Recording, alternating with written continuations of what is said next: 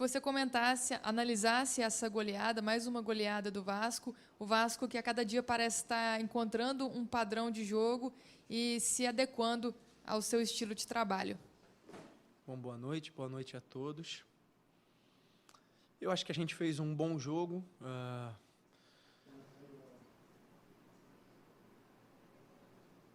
Pode seguir?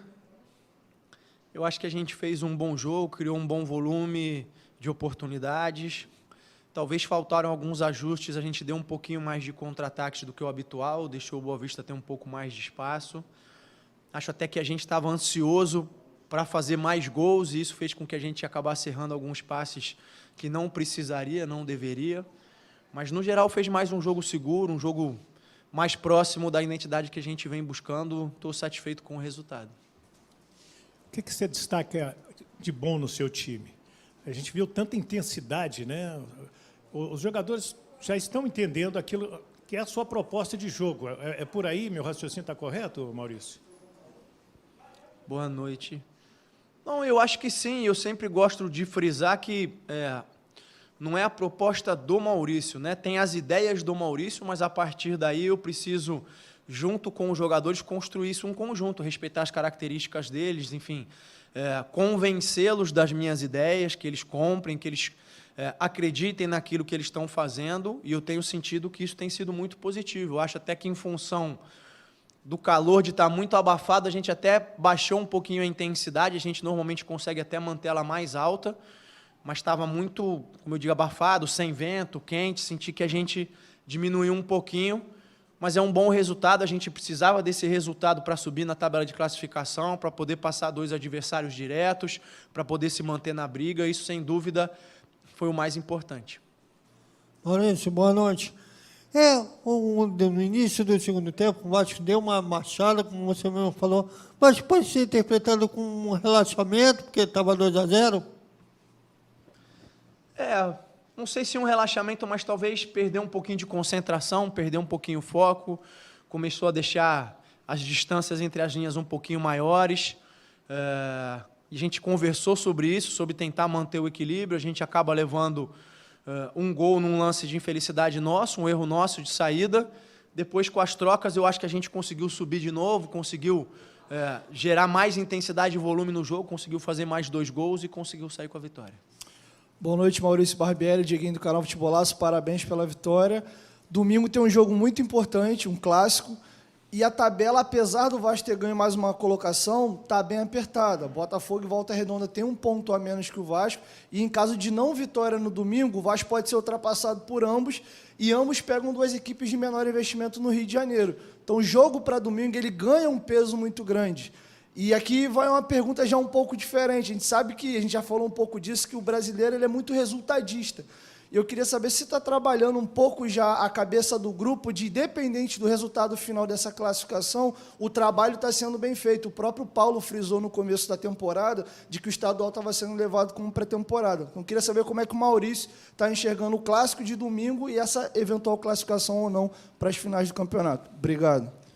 Bom, boa noite, obrigado. Eu acho que são 2 coisas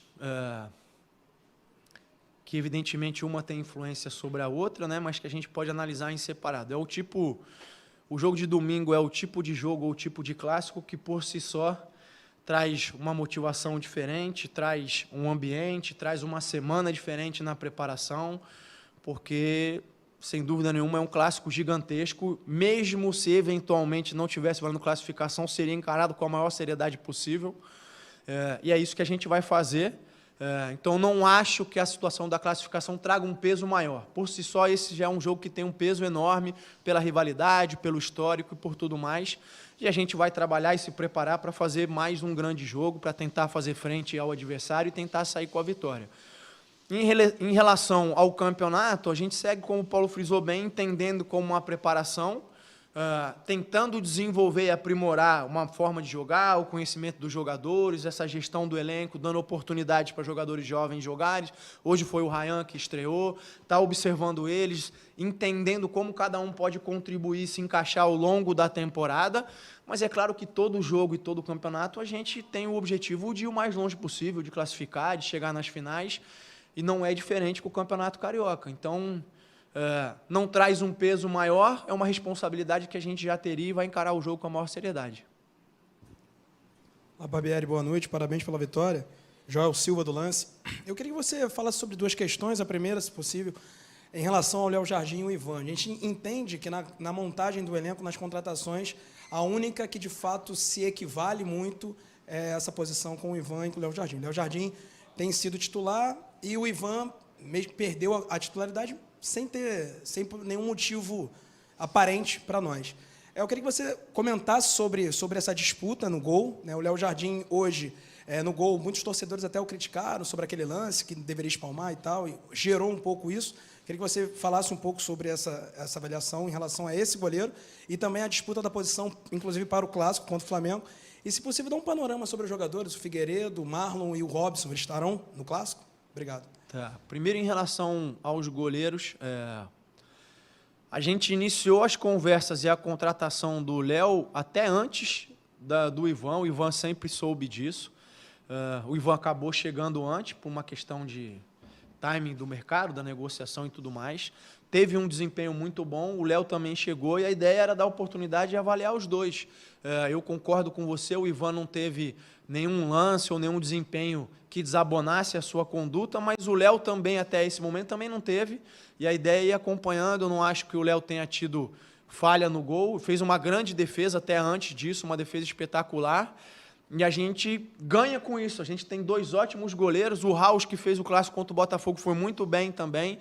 A ideia é que eles possam se puxar no treinamento, que eles possam fazer com que cada um deles seja cada vez melhor.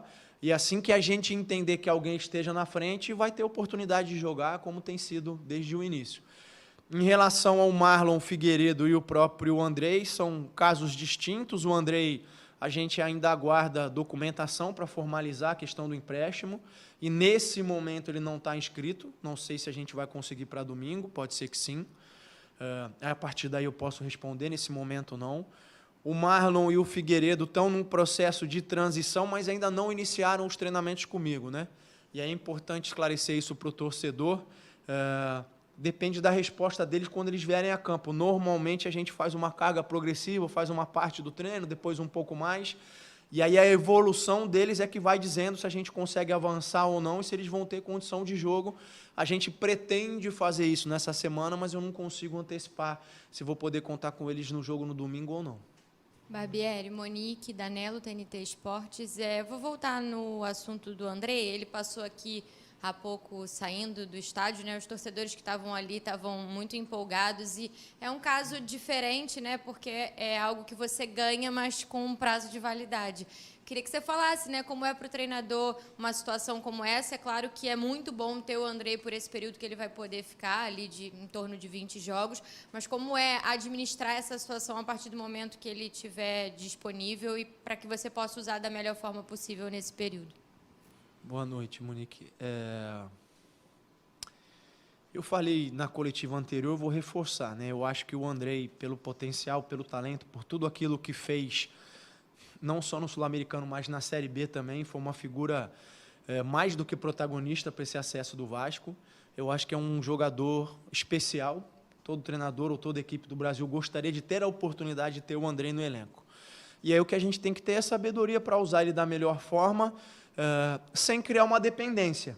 Se a gente entra num cenário de depender do Andrei, sabendo que ele vai sair, sem dúvida nenhuma é uma situação ruim. Agora, o Andrei entendendo, se adaptando a uma maneira e uma forma de jogar, fazendo parte da equipe, e a gente conseguindo construir alternativas, a gente ganha ele durante esse período e, eventualmente, na saída dele no meio do ano, a gente tem uma equipe mais consolidada, mais pronta, mais formada. Claro que se você me perguntar agora, eu gostaria que ele não saísse no meio do ano, mas são situações que eu não controlo e não adianta ficar com a cabeça lá na frente. Eu preciso pensar sempre no próximo jogo, pensar sempre nessa sequência mais curta. É isso que a gente vai fazer, tentando aproveitar ele da melhor maneira. Boa noite, professor. Tudo bom? Primeiramente, parabéns pela vitória. Sou o Deco, do canal Mário Coelho Vasco e os Vascaínos. A minha pergunta é sobre o Lucas Piton, que ele saiu no intervalo, né? Se ele sentiu alguma coisa muscular ou foi por conta da gastroenterite. E a personalidade do Cauã Barros, né? Que você vê que cada vez mais ele está mais solto e mais à vontade em campo. Boa noite, Deco. Em relação ao Piton, no hotel ele já não estava se sentindo muito bem, a gente até ficou na dúvida se ele teria condições de jogo. Ele fez questão de tentar iniciar a partida, e aí no intervalo ele mesmo pediu para sair, falou que ali era o limite dele, e a gente fez a troca normal pelo Paulo Vitor. Em relação ao Barros, é um menino que eu gosto muito pela intensidade, pela agressividade que ele tem. Até depois do jogo do trem, eu chamei ele para conversar, vi ele meio de cabeça baixa. Falei, o que foi? Não está feliz? Quer voltar lá para baixo? Brincadeira, né? Falei para ele que eu acho que ele conquistou o espaço dele aqui. Eu acho que ele, mais do que merecido, ter a oportunidade de continuar com a gente, seguir em frente. E é um menino que agrega isso, traz bastante intensidade, bastante agressividade no meio. A entrada dele foi porque o Puma já estava um pouco mais desgastado e o Jair também. E eu precisava optar por alguém que pudesse ajudar o companheiro, por isso a entrada dele pelo aquele lado direito, para poder ajudar um pouco mais o Puma na marcação e conseguir acelerar as transições, os contra-ataques. Eu acho que ele entrou bem de novo, estou feliz com o rendimento dele. Barbieri, boa noite. Igor Dorileu, da Band. Voltando a falar sobre o clássico de domingo, você acha que esse jogo contra o Flamengo pode ser um jogo de afirmação no nível de enfrentamento tão alto, como foi, por exemplo, contra o Fluminense, quando o Vasco foi bem, e contra o Botafogo depois daquela vitória? Boa noite.